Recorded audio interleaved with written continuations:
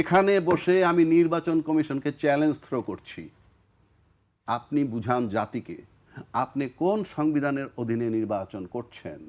যদি বলেন যেটা এক্সিস্টিং শেখ হাসিনার সংবিধান, সেটার মেয়াদ বহু আগে শেষ হয়ে গেছে, সংসদ ভাঙার 3 মাস। তারা তো এক্সিস্টিংই বলছেন। এক্সিস্টিংই বলছেন, তো এক্সিস্টিং তো ভায়োলেট হয়ে গেছে। আপনি কে ফেব্রুয়ারি 26-এ নির্বাচন দেওয়ার? কে আপনাকে অথরিটি দিচ্ছে? কোন আইনে, কোন সংবিধানে? আবারও চ্যালেঞ্জ করছি নির্বাচন কমিশনকে, কৈফিয়ত দেন আপনি যে আপনি কিভাবে পারলেন। আপনি বুঝান, আমাকে জাতিকে বুঝাইতে হবে। আপনি খালি ঘরে বসে বললে তো হবে না। আপনি নির্বাচন কমিশন যে এক্সিস্টিং সংবিধানের কথা বলে, নাম্বার 1 এই সরকার সেই সংবিধানের না। হারুন ভাইও বললেন, আমিও একমত, অন্তর্বর্তীকালীন সরকার। উনি হলেন অন্তর্বর্তীকালীন সরকার। আমার ওই এক্সিস্টিং সংবিধানে অন্তর্বর্তীকালীন সরকার বলতে কিছু নাই। তো যেই সংবিধানে যেই পুস্তকে আমার কথা বলা নাই, সেই পুস্তক আমি কিভাবে চালাবো? আমি যেটার ভিতরে আমার নাম নাই, আমাকে রাইট দেওয়া হয় না, আমি সেটা কিভাবে চালাবো? 1 2 নির্বাচন কমিশনকে বলছি, অনেক মেধাবী, অনেক জ্ঞান নিয়ে এসে বসছেন। আমি বলতে হয়, দুঃখে বলতেছি, সংসদ ভেঙে যাওয়ার পরবর্তী 3 মাসের মধ্যে আপনি নির্বাচন করবেন।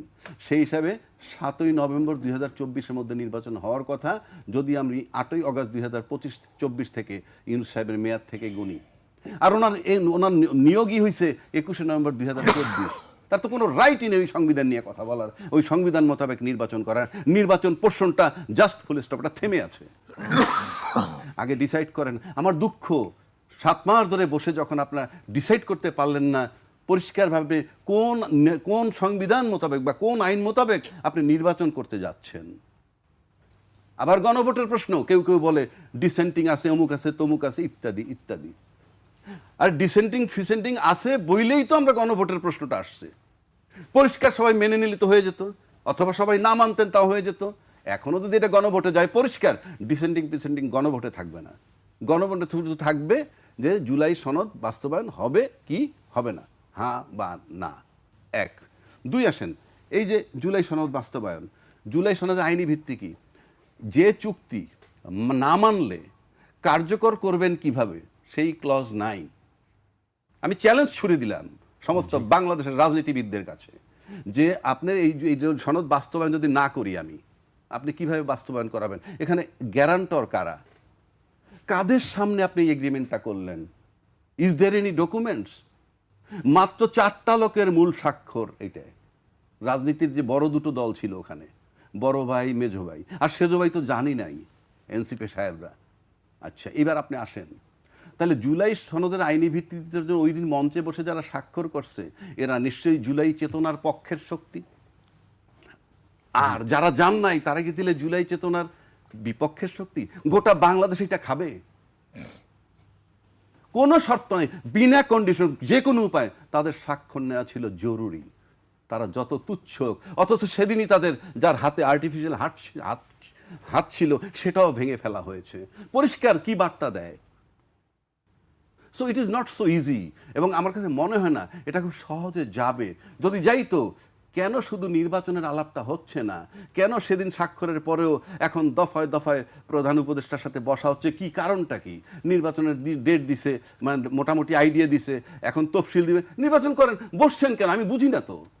I am sure all the political parties they are confused যে ইলেকশনের পথটা খুবই অমসৃণ। নির্বাচনের পর ক্ষমতায় যাবেন, ক্ষমতায় গিয়ে এইগুলা করবেন।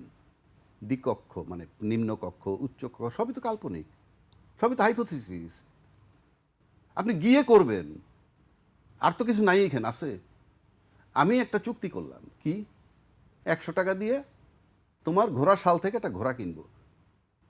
তারপরে গেলাম, ঘোড়া যদি আনতে যাই, সবচেয়ে বড় ঘোড়াটা ধরলাম, যে না ভাই, সবচেয়ে বড় ঘোড়ার কথা তো বলা নাই। কোনটার কথা বলা আছে? 100 টাকা সবচেয়ে ছোট টাকা, ওটা তো ওখানে লেখা নাই চুক্তিতে। কি চুক্তিটা কি করলেন আপনি? আপনি দ্বিকক্ষ, উচ্চকক্ষ, নিম্নকক্ষ মানাবেন, 2 বছরেরও টাইম। পার্লামেন্ট হওয়ার পর 2 বছরের মধ্যে এটি বাস্তবায়ন করবেন। এই তো আপনাদের কথা। 1 2 হচ্ছে, হারুন একটা কথা বললো যে গণভোটে সবচেয়ে কম ভোট পড়ছে। আমি ধরে নিলাম গণভোট দিলে মাত্র 1 লক্ষ ভোট পড়বে। তাতে ওই মঞ্চে যারা ছিল জুলাই সনদের জন্য, তাদের চেয়ে তো বেশি হয় নাকি তাদের চেয়েও কম হয়? মঞ্চে তো 25 দুগুণে 50 জন বসছিলেন। তার বিরুদ্ধে 2টা দল ছাড়া বাকি 23টা দলের 46 জন লোক, তাকে 23টা দলের সমস্ত নেতাকর্মী 23টা বাস ভরবে না। তারা স্বাক্ষর করছে কেন? তারা স্বাক্ষর করছে বড় দল, ওনাদের রাজনৈতিক অনুকম্পা নিবে, সিট ছেড়ে দিবে, সেইগুলো থেকে তারা দাঁড়াবে। সেই প্রসঙ্গে আসছি আমি, হারুনের কাছে বেশ কিছু প্রশ্ন আছে। আচ্ছা, আরেকটু বলি। এইবার আসেন সংবিধানে। কোন সংবিধান? সংবিধানে গণভোট নাই।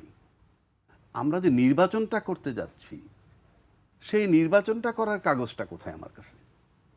কোন সংবিধান দিয়ে যাচ্ছেন আপনি?